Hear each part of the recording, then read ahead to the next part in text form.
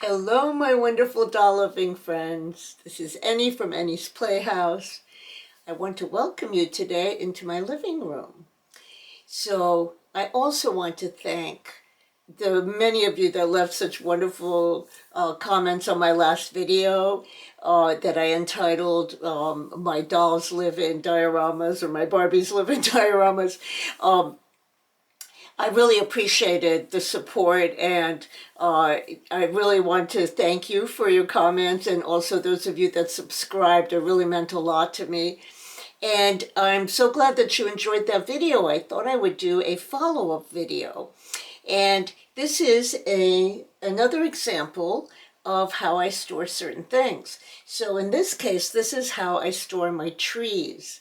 And I actually do have a video on how to make trees and how to collect trees or to customize trees to fit your diorama needs. But I have some wonderful pine trees here that I got at I think a Christmas shop many years ago. And they come in handy with so many forest scenes and winter scenes. Here I have I don't know if you can see these. These are birch trees that actually light up. They're also from a Christmas store, but they really come in handy as well in the fall. Here I have a tree that I customized. This was just kind of a cool random tree that I found, and I customized with some leaves from the dollar store. And many of these little shrubs are just from the Dollar Tree, and they're sitting on a little grass mat that I got around Easter time, also at the Dollar Tree. And then I have some natural things that I've collected, you know, like branches and things like that. And sometimes I have rocks that I rest here. You know, it's just a place to store things that I don't want to just put in bins and then I have to go hunting for them. So I have our sweet little Heidi here. She's such an adorable little girl. And I also wanted to show you my little dog. This is Angus, and it's really lovely to put animals in your dioramas because it sort of adds a personal touch and makes it homier and more relatable. And then this wishing well, I get asked about a lot when I use them in dioramas. I just picked this up at an antique store. Somebody made it, and it ended up in an antique store, and I was lucky enough to be the one to find it, and I love it. It's one of my favorite things. And it just gives you an example of, you know, you don't always have bookcases or really nice areas in your house for your dolls. Sometimes it's really hard.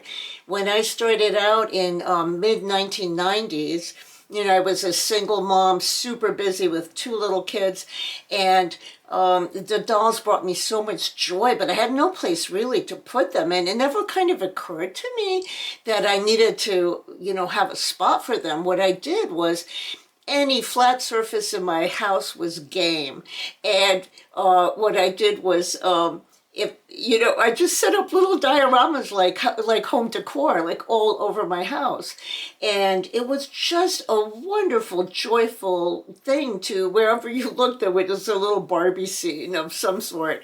I remember setting up Jurassic Park once, and because I had little plastic dinosaurs, and I had a Jeep that I customized to make it look like the Jurassic Park Jeep. I wish I had that now because Jurassic Park is coming back again. But it was just so much fun. And you don't always need to have like these backdrops. You know, I never had them in those days. And actually this scene behind me is just as cute without the backdrop. But if you're interested, that is technically called a photo backdrop. You know, you can Google it. I got mine off of Amazon for maybe $12. And it's 5 feet across and 3 feet down. I find that to be a very nice size, and you just want to be careful that the perspective would work for your Barbies. So, you know, sometimes I've gotten it wrong, but most of the time, if you're kind of imagining, you know, what size your Barbie would be, thinking that, you know, your Kens are like 12 inches high, when you look at a photo on your computer of the photo of the backdrop you're interested in, you can kind of like measure if it's 3 feet high on where the Barbie or the Ken would stand.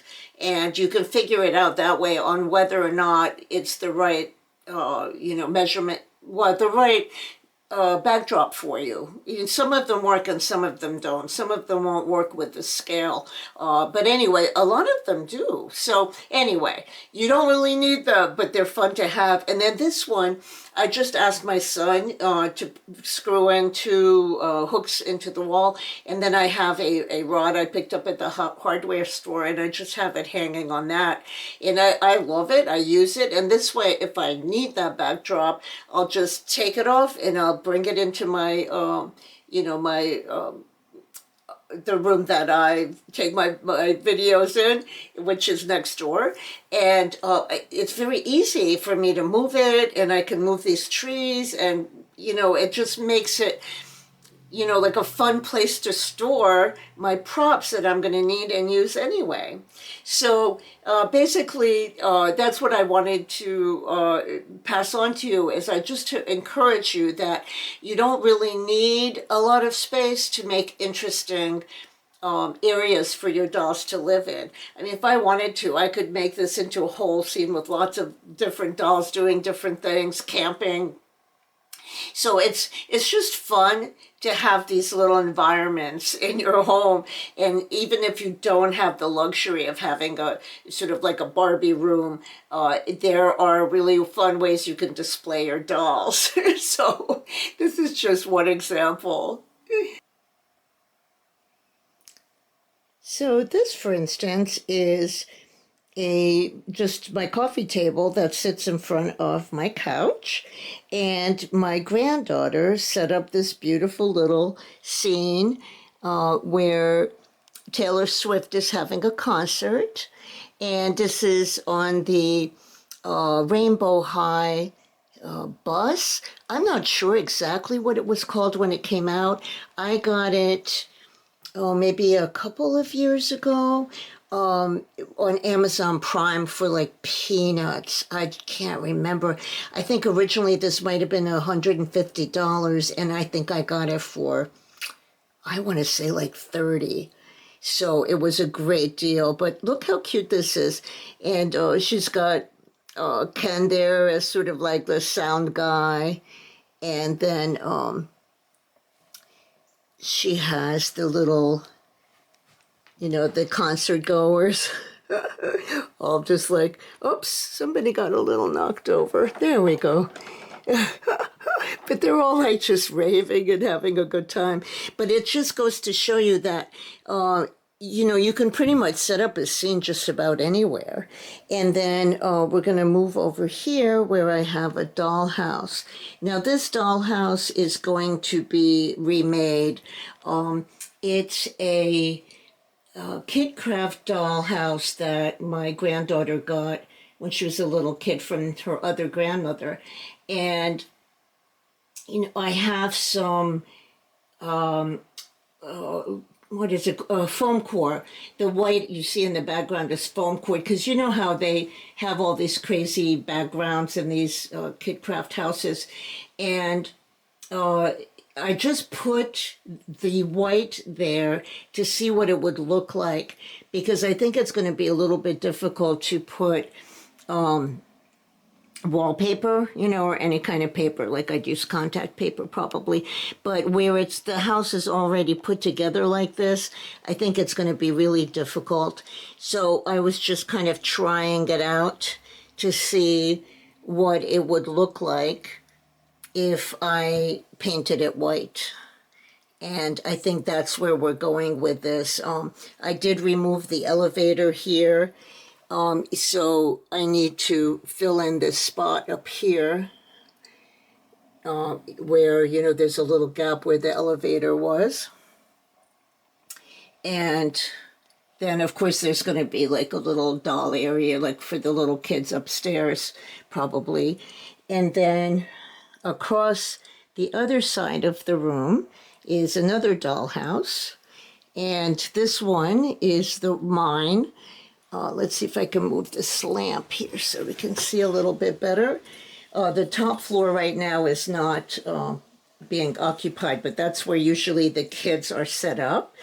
And then here's my mini me being a grandma holding the little grandbabies. And then this one is not as big as the other one. There's little outside areas, like little, you know, what are they called? Balconies, I guess, little balconies. And then below it is the kitchen. And then there's a little dining room. And then the bathroom is downstairs. And then there's a little living room on that side. And then next to it, I just have the Icon Beauty Salon set up so that if I want to do a hair video, then I can just pull the items out of here and use them in a diorama in my taping area. So this gives you an idea of, well, oh dear, the little girl got knocked over. You know, sometimes if I need a bedroom scene or something, I just come over to the dollhouse and add a little lighting to it, and I can create a really nice scene in any of these rooms. So if you do have room for a dollhouse, that's another really good option, because you sort of have built-in dioramas right off the bat that you can use whenever you need to. So we're back in my playhouse, and one of you had inquired about the size of my dioramas, and in my opinion, this is the perfect size for a diorama in a normal household where you might have room for this size of a bookcase. So I'm going to measure it for you and let you know what the measurements are. So the length of this diorama is almost 34 inches. Actually, yeah, I thought it was like it's 34 inches actually.